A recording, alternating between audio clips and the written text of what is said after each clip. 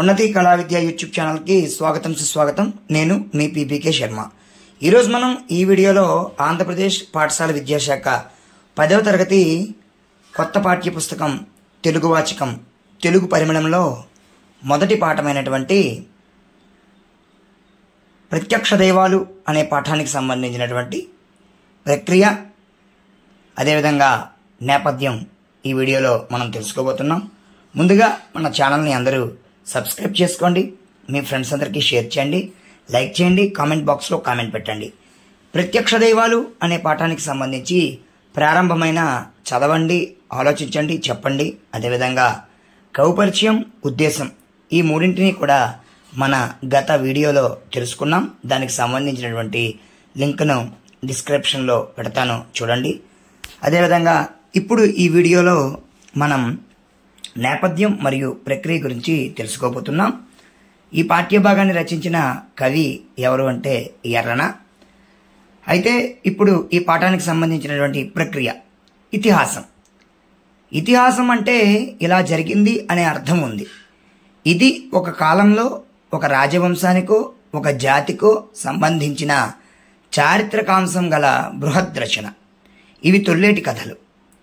ఇవి గ్రంథ రూపంలోకి రాకముందు ఆసు రూపంలో ఉండేవి।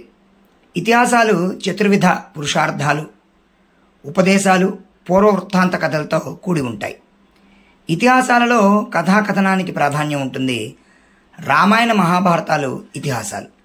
మరొకసారి ఈ ప్రక్రియ గురించి చెప్పుకుందాం। ఇతిహాసం అంటే ఇలా జరిగింది అనే అర్థం ఉంది। ఇది ఒక కాలంలో ఒక రాజవంశానికో ఒక జాతికో సంబంధించిన చారిత్రక అంశం గల బృహద్ రచన। ఇవి తొల్లటి కథలు। ఇవి గ్రంథ రూపంలోకి రాకముందు ఆసు రూపంలో ఉండేవి। ఇతిహాసాలు చతుర్విధ పురుషార్థాలు, ఉపదేశాలు, పూర్వవృత్తాంత కథలతో కూడి ఉంటాయి। ఇతిహాసాలలో కథాకథనానికి ప్రాధాన్యం ఉంటుంది। రామాయణ మహాభారతాలను ఇతిహాసాలు అంటారు। ఇప్పుడు నేపథ్యం। అరణ్యవాసంలో ఉన్న ధర్మరాజుతో మార్కండేయ మహర్షి కౌశికుని గాథను చెబుతాడు। కౌశికుని విద్యాభ్యాసం ముగిసినట్లు గురువు ప్రకటిస్తాడు। గృహస్థాశ్రమం స్వీకరించి తల్లిదండ్రులను సేవించమని చెబుతాడు। కానీ కౌశికుడు మరింత జ్ఞానార్జన చేసి సకల ధర్మాలను తెలుసుకోవాలని బయలుదేరతాడు। ఒకనాడు మర్రి చెట్టు నీడలో కూర్చొని వేదాధ్యయనం చేస్తుంటాడు। చెట్టుపైనున్న పక్షి ఆయనపై రెట్ట వేస్తుంది। కోపంతో దాని వంక చూడగా అది కాలి బూడిదవుతుంది।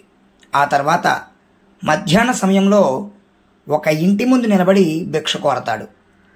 ఆ ఇంటి ఇల్లాలు అదే సమయంలో ఇంటికి వచ్చిన భర్తను సేవిస్తూ ఉండడం వలన భిక్ష వేయడం ఆలస్యమవుతుంది। నిర్లక్ష్యం చేసిందనే కోపంతో కౌశికుడు ఇల్లాలి వంక చూడగా, మహాత్మా, నేను చెట్టుపైనున్న పక్షిని కాను, సన్యాసికి ఇంత కోపం తగదు అని మంచి మాటలు చెప్పి ఇంకా ధర్మ సూక్ష్మాలను తెలుసుకోవాలని కోరిక ఉంటే మిథిలా నగరంలో నివసించే ధర్మవ్యాధుని కలవమని చెబుతుంది। కౌశికుడు ధర్మవ్యాధుడి దగ్గరకు వెళ్తాడు। ఈ నేపథ్యంలోనిదే ఈ పాఠ్యాంశం। ఇది ప్రత్యక్ష దైవాలు అనే పాఠానికి సంబంధించిన నేపథ్యం। మరొక్కసారి చూద్దాం। అరణ్యవాసంలో ఉన్న ధర్మరాజుతో మార్కండేయ మహర్షి కౌశికుని గాథను చెబుతాడు। కౌశికుని విద్యాభ్యాసం ముగిసినట్లు గురువు ప్రకటిస్తాడు। గృహస్థాశ్రమం స్వీకరించి తల్లిదండ్రులను సేవించమని చెబుతాడు। కానీ కౌశికుడు మరింత జ్ఞానార్జన చేసి సకల ధర్మాలను తెలుసుకోవాలని బయలుదేరతాడు। ఒకనాడు మర్రి చెట్టు నీడలో కూర్చొని వేదాధ్యయనం చేస్తుంటాడు। చెట్టుపైనున్న పక్షి ఆయనపై రెట్ట వేస్తుంది। కోపంతో దాని వంక చూడగా అది కాలి బూడిదవుతుంది। ఆ తర్వాత మధ్యాహ్న సమయంలో ఒక ఇంటి ముందు నిలబడి భిక్ష కోరతాడు। ఆ ఇంటి ఇల్లాలు అదే సమయంలో ఇంటికి వచ్చిన భర్తను సేవిస్తూ ఉండడం వల్ల భిక్ష వేయడం ఆలస్యమవుతుంది।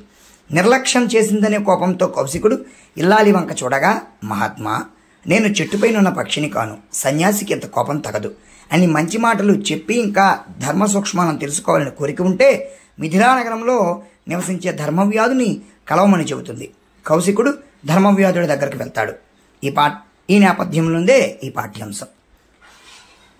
తర్వాత వీడియోలో ఈ ప్రత్యక్ష దైవాలు అనే పాఠానికి సంబంధించినటువంటి పద్యాలను, భావాలను, ఇంకా మరిన్ని అంశాలను తెలుసుకుందాం।